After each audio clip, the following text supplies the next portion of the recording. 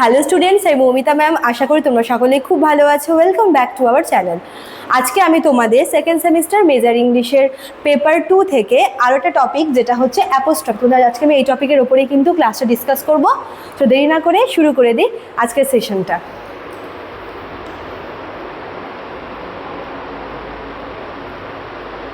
দেখো, তো ফার্স্ট হচ্ছে আমরা ডেফিনেশনটা দেখে নেব। দেখো কি বলেছে, apostrophe is a figure of speech in which the speaker directly addresses the absent person an abstract idea or a non-living thing as if it were present and able to respond. অ্যাপোস্ট্রফিতে কি করা হচ্ছে, দেখো তোমরা apostrophe মানে যেটা জানো এটা কিন্তু সেটা না।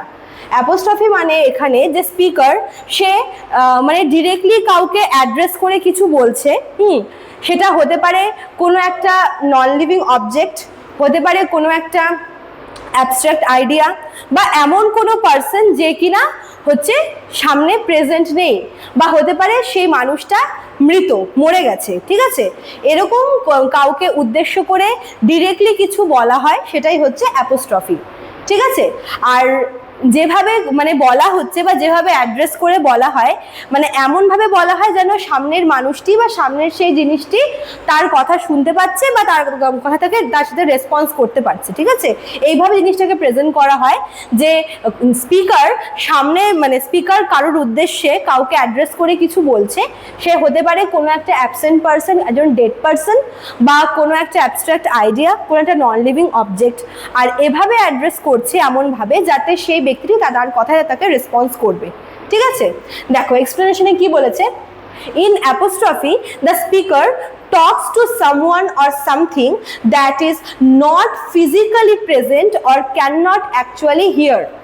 তো এখানে কি হচ্ছে, স্পিকার মানে কাউকে কিছু বলছে বা কোনো একটা কিছু একটা বলছে যে কিনা সেখানে ফিজিক্যালি প্রেজেন্ট নেই, বা যে কিনা তার কথা শুনতে পাচ্ছে না।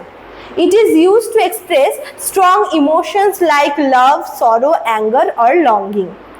এটা অ্যাকচুয়ালি এই অ্যাপোস্ট্রফির কারণটা হচ্ছে এখানে একটা ডিপ, একটা স্ট্রং ইমোশন বোঝায়। যেরকম দেখবে যে লাভ, যখন কেউ প্রেমে পড়ে তখন সে যখন ডিপলি প্রেমে পড়ে তখন কিন্তু সে মানে কথা বলে একা একা। ঠিক আছে, এবং সে তার বিলাভেটের উদ্দেশ্যে কিছু বলে যেন সে সামনে দাঁড়িয়ে আছে। ঠিক আছে, বা যখন কেউ এক্সেসিভ দুঃখ পায়, কষ্ট পায়, তখন সে সেই মানুষটির উদ্দেশ্যে হয়তো কিছু বলে বা কোনো একটা কারোর উদ্দেশ্যে বলে, কিন্তু সে সামনে কিন্তু থাকে না, অ্যাবসেন্ট থাকে। ঠিক আছে, দুটো এক্সাম্পল তোমরা দেখে নাও এখানে কি আছে। দেখো প্রথমে কি বলেছে, O death where is thy sting. O death where is thy sting, এখানে ও ডেথ মানে মৃত্যুর কথা বলছে, যে মৃত্যু তুমি কোথায়, বা এরকম একটা ব্যাপার। ঠিক আছে, এখানে ডেথকে কিন্তু ডিরেক্টলি অ্যাড্রেস করা হচ্ছে। ডেথ একটা হচ্ছে অ্যাবস্ট্রাক্ট আইডিয়া। ঠিক আছে, কিন্তু এখানে এমনভাবে আর কি অ্যাড্রেস করে বলা হচ্ছে যেন ডেথ হচ্ছে একটা পার্সন এবং সে তার কথা শুনতেও পাচ্ছে এবং তাকে উত্তর দিতে পারছে। এইভাবে কিন্তু স্পিকার এখানে অ্যাড্রেসটা করছে।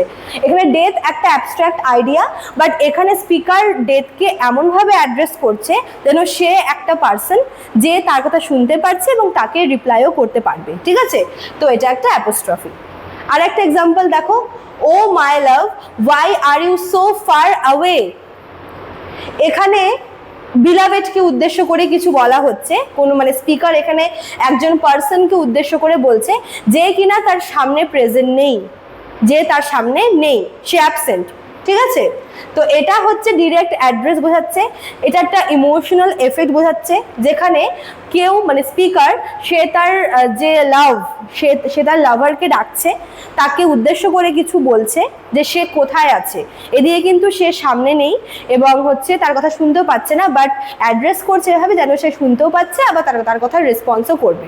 ঠিক আছে, তো এটাও হচ্ছে একটা অ্যাপোস্ট্রফি। চলো, তো এই ছিল তোমাদের আজকের ক্লাসটা। যারা ভাবছো আমাদের কাছে অ্যাডমিশন নেবে তারা আমাদের অফিসিয়াল নাম্বারে কল করে নিতে পারো। আমাদের অফিসিয়াল নাম্বার এখানে দেওয়া আছে, দেখো। এছাড়াও কিন্তু এখানে কোর্স ফিটাও দেওয়া রয়েছে মেজরের জন্য এবং মাইনরের জন্য। আর তোমরা চাইলে কিন্তু আমাদের নোটস তোমরা পারচেসও করতে পারো আমাদের অ্যাপ থেকে। আমাদের অ্যাপের নাম দেখো কর্নারে দেওয়া আছে। চলো, আজকে এতটুকুই থাকলো, দেখা হচ্ছে নেক্সট ক্লাসে। Thank you.